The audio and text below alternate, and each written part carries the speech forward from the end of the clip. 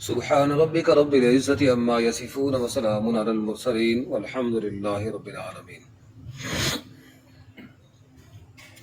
اللهم صل على سيدنا ومولانا محمد وعلى آل سيدنا ومولانا محمد وبارک وسلم ثم صلی علیہ. شریعت مطہرہ کا جو بھی مسئلہ ہوتا ہے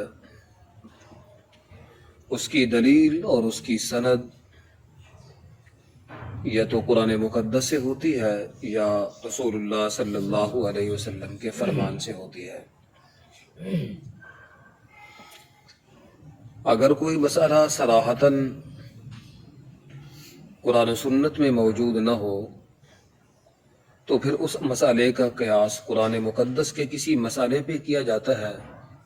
یا حدیث رسول اللہ کے کسی حکم کے اوپر کیا جاتا ہے. آج ہم نے اس بات کو سمجھنا ہے.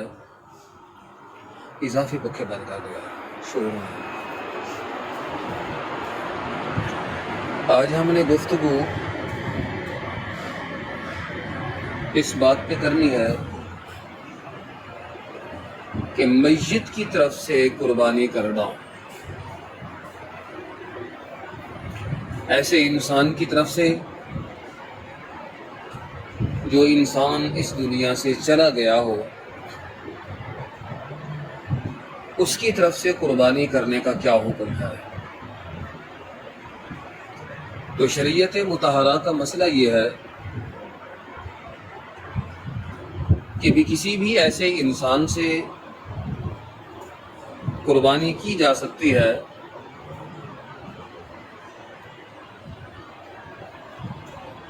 جو انسان اس دنیا سے چلا گیا ہو.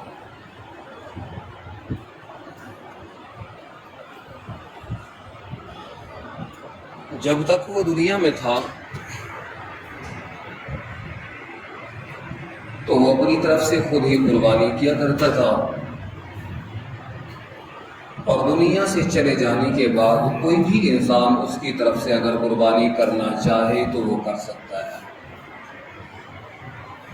اس کی دلیل کیا ہے, اس کی سند کیا ہے, حجت کیا ہے؟ پوری شریعت مطہرہ میں غور و فکر کرنے کے بعد علماء اس نتیجے تک پہنچے کہ حضرت علی رضی اللہ تعالیٰ عنہ کا عمل میت کی طرف سے قربانی کرنے پہ سب سے بڑی دلیل ہے. حضرت حنش وہ فرماتے ہیں کہ حضرت علی رضی اللہ تعالیٰ عنہ کو میں نے دیکھا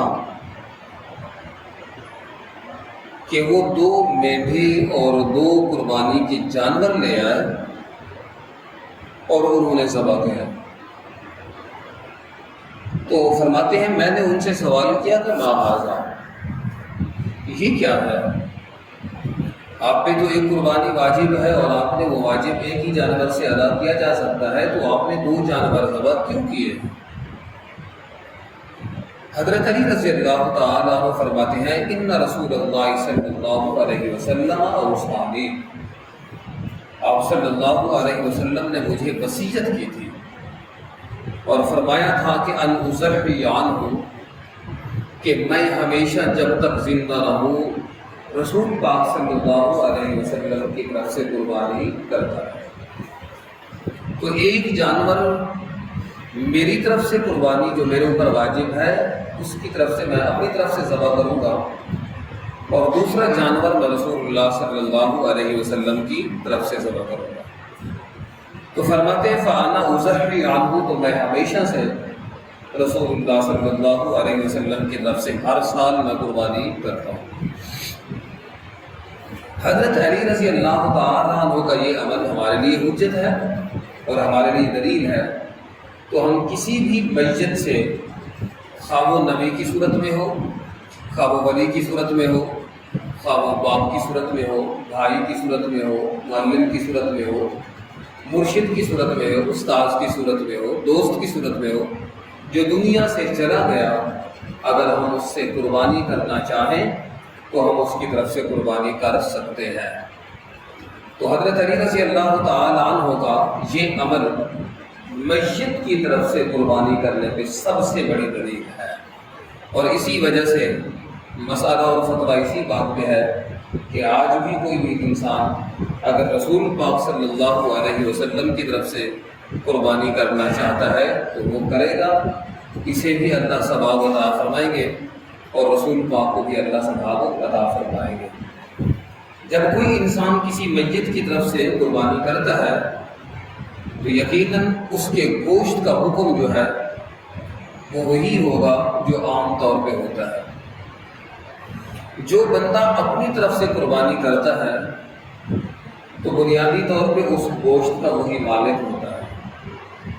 اور وہ گوشت کو تقسیم کرے گا، 3 حصوں کے اندر وہ برابر تقسیم کرے تو اس کی مرضی، سارا تقسیم کر دے تو بھی اس کی مرضی ہے۔ اور جو میت کی طرف سے قربانی کی ہے تو اس قربانی کے گوشت کا بھی وہی بندہ مالک ہو۔ اگر وہ چاہے تو سارا گوشت ہی صدقہ کر دے اور اپنے پاس کچھ بھی نہ رکھے، اور اگر وہ چاہے تو کچھ اپنے پاس بھی رکھے، کچھ صدقہ بھی کر سکتا ہے۔ تو اس گوشت کا وہی حکم ہوگا جو اپنی طرف سے قربانی کرنے کے گوشت کا حکم ہوتا ہے۔ تو بہتر طریقہ تو یہی ہوتا ہے کہ جس قدر ممکن ہو سکے اس گوشت کو